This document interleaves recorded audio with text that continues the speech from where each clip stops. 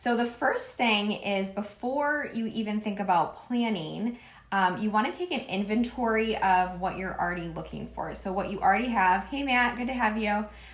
So what do you already have on hand at your house? So I would go through and look in your pantry, what kind of things you have that are dried goods. So if you have, brown rice, so what else can I add to this meal? You need protein and vegetable to add to that. So kind of take an inventory first. What do you already have on hand? So that way you're using what you have, and then you're making a list from there to fill in the gaps. You're saving money that way too.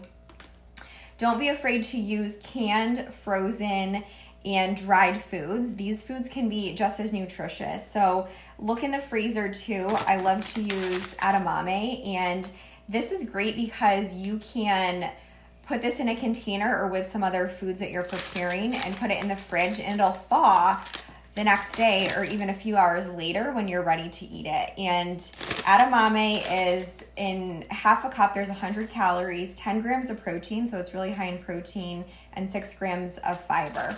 So and it stays really well in the freezer. Shrimp is another great option that you can use as a frozen item, and these cook up super fast.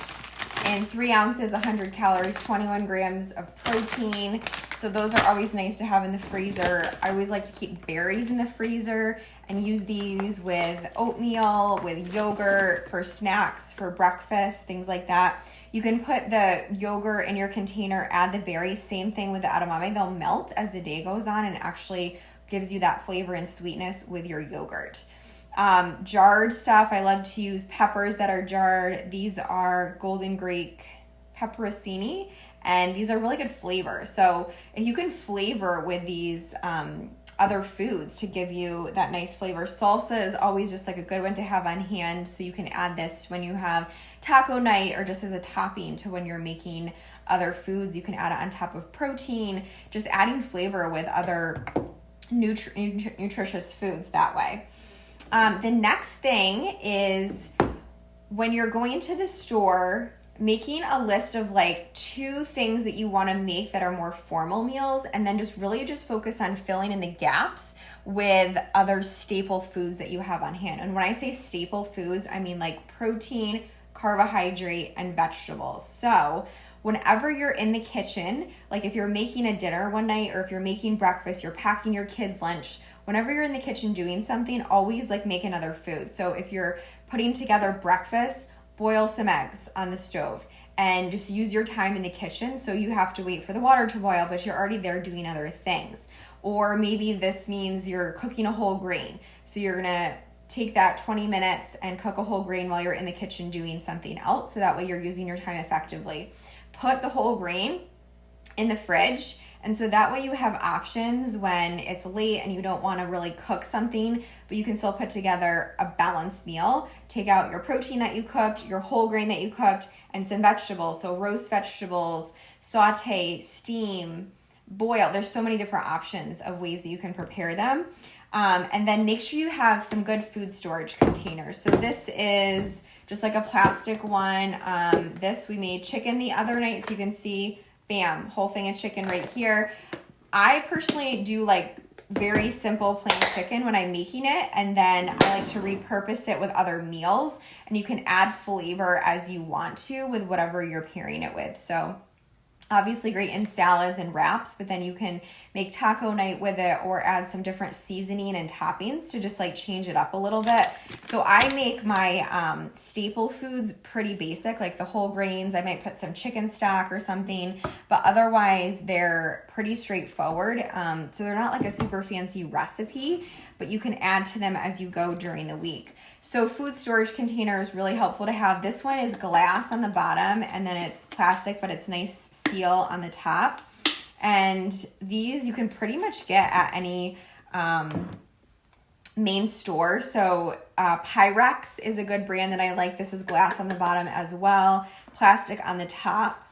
And here I have chicken sausage. So these we opened the other night. These are individually portioned, and these are from Hannaford Nature's Promise. There's like 5 of them in a package. 100 calories for one of these, 11 grams of protein. There's not a lot of added ingredients. That's why I really like these. There's not a lot of like extra preservatives. It's pretty basic with herbs and spices that they use.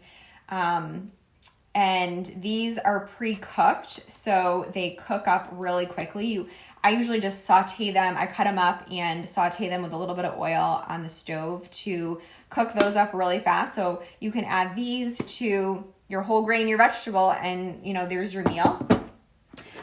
This container I like for oatmeal, so you can put your oats in here, chia seeds, your liquid.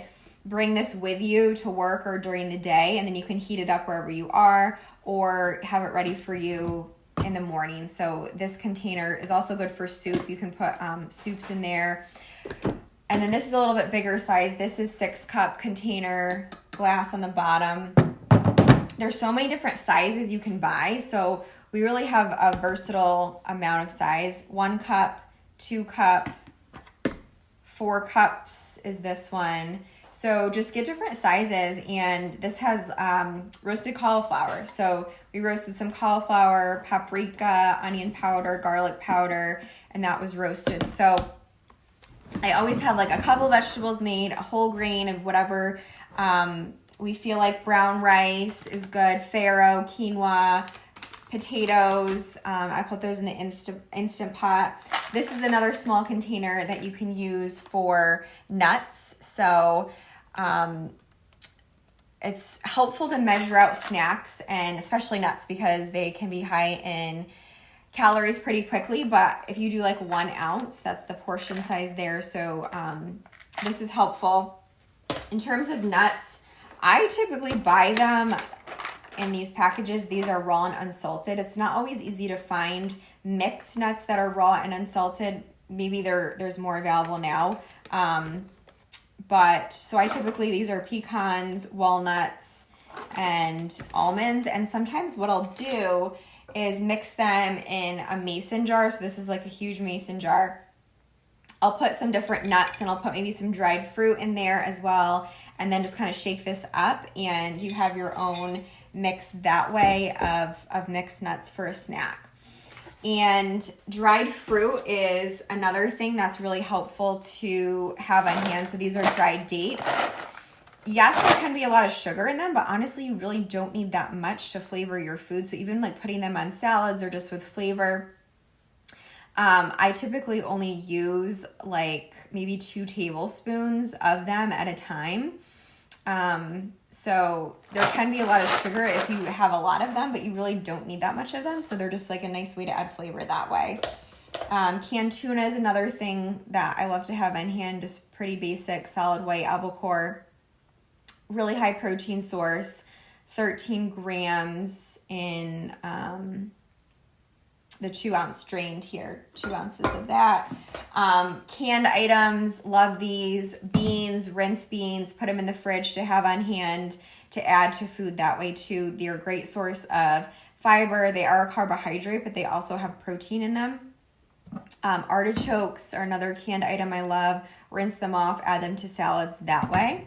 And the other thing is just learning to measure food initially. So getting some measuring cups. So this is a cup, half a cup, a third, and a quarter cup. And just starting to initially, as you're learning nutrition and learning how to balance your meals, just like measure a half a cup of your grain and then do a cup of your vegetable, and just like learning what that looks like on your plate is really helpful.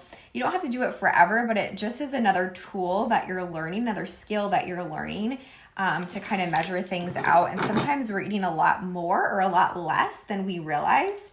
So it's just, again, building that awareness. Teaspoons and tablespoons. Peanut butter is a huge one that we can easily eat probably more of than we intend to. I mean, it's a delicious food, but it can just add up quickly. So just making sure, just take a tablespoon of that when you're measuring. Food scales also are really helpful when you're learning to measure. This is like a super old one, but it does the job. So this, you literally put the food, detaches in this little top container and put it on here, and it measures this. These are just super accurate. So if you're really learning like how much food weighs.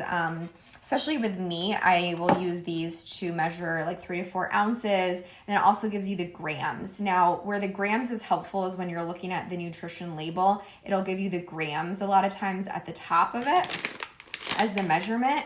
And so like this says a half a cup, 75 grams. So that's the weight of it, and that'll give you a more accurate measurement. So learning just how to use like what is 4 ounces. You can also use, I love using your hand for that. So in the palm of my hand, like 3 to 4 ounces, that's my serving of meat. This is a tablespoon, 2 tablespoons, teaspoon is from the top knuckle to here. So it's just other ways that you can start to learn portion sizes. Your fist is like 1 cup, that whole size. And my portion size is different than Matt, right? Than your size, because your hands are different than me and your needs are different. So it just really depends on your individual needs that way. So let me know if you guys have any questions about anything that we went over, or if that was helpful.